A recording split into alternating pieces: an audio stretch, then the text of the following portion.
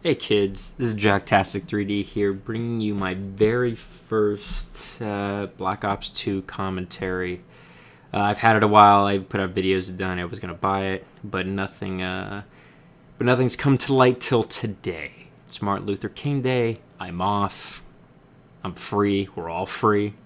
Thanks MLK. And I thought I'd bring you my first thoughts video. Since it's been a while, I've got a lot of gameplay. My gameplay has changed significantly. So I thought I'd talk about it a bit and sort of segue into maybe some other videos that I'm going to do. A little bit of a cold, so bear with me. This is the very first gameplay I played on that night with a couple of my friends. You'll see in here Black Star and Korean Killer. I have no idea what I'm doing. This is on Carrier, which I've come to, I don't know, there was a phase where I liked it. There was another phase where this was the worst map you could play. Now I'm kind of back to it's not too bad.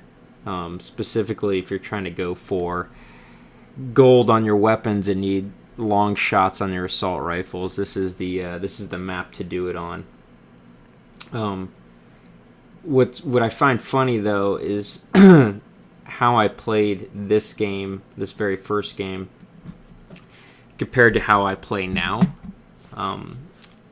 I was playing this obviously straight after coming out of Modern Warfare 3 and that kind of game style, running around the perimeter, taking my time, looking for nice head glitch spots, which, mind you, when you're using assault rifle still holds true, but it's as well as I did in this game. I went through obviously a long time of not doing well in this game due to the amount of SMGs that were being used, because I was an assault weapons guy, and all the other CODs I actually never used the SMGs. I really didn't rush too much.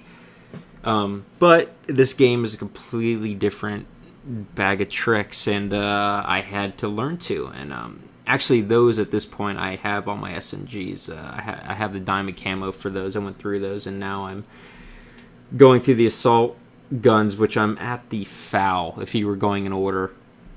And I'm thinking about doing a video for the rest of them that I'm going through. Maybe finish out the FAL as far as just sort of gameplay, trying to get gold on these guns, because it's kind of a bitch. I'm not sure how many of you guys are doing that, or if you just stick with your SMGs and call it a day, but I kind of like the challenge. There's something usually in every COD I try to do, whether it's just, hey, I want to prestige all the way out, or hey, I want to do some of the guns. And this one, I mean, I'm prestiging, but on this one, I specifically I was like, this gun challenge is kind of interesting. So I'm going through those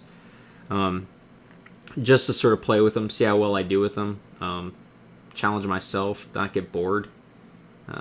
Besides when I play against a bunch of tryhards, and maybe I'll put on a SMG class to run around with. But the game itself, I like it. It's another COD. It's just, for me, it was sort of a reality check because of the SMG style gameplay. I was just not used to having to run and gun as much to be as good, to get kill streaks, score streaks as they call them. So that was different. I liked sort of hanging back. I liked the head glitch spots, MLG style, which I know a lot of people hate, but that just worked well for me, because I play with a lot of guys who they're really good at that. So it allows me to play this other style gameplay. But in this game, it's a lot harder to do that. If you try to find nice head glitch spots, not necessarily camp, but just how I'm right here taking corners, maybe I'm camping a little bit here.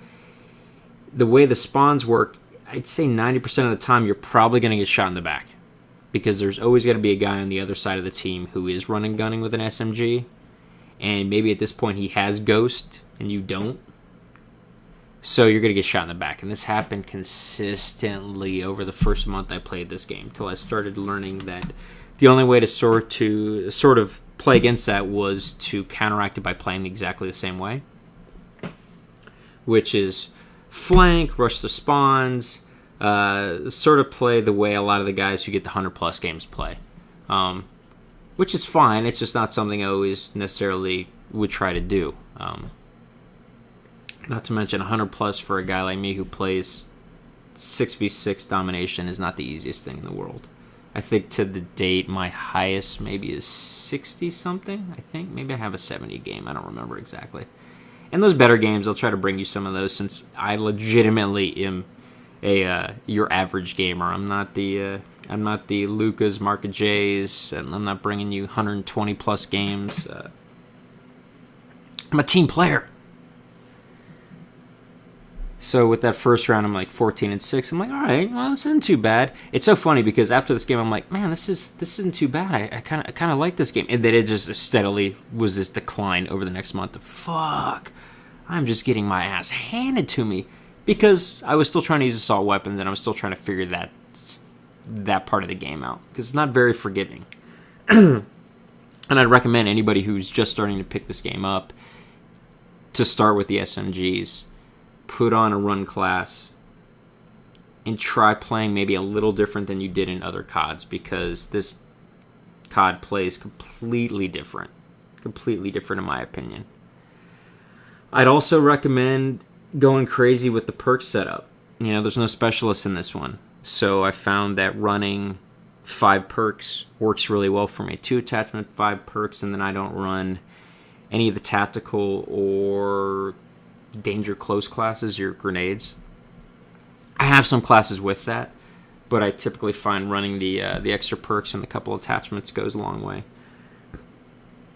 I also found when you're running those SMG classes, Ghost works well. Remember, you got to keep running with it, but it works well along with a silencer. Like, I like to run both. And now that's a setup that you could have used in any COD that works really well.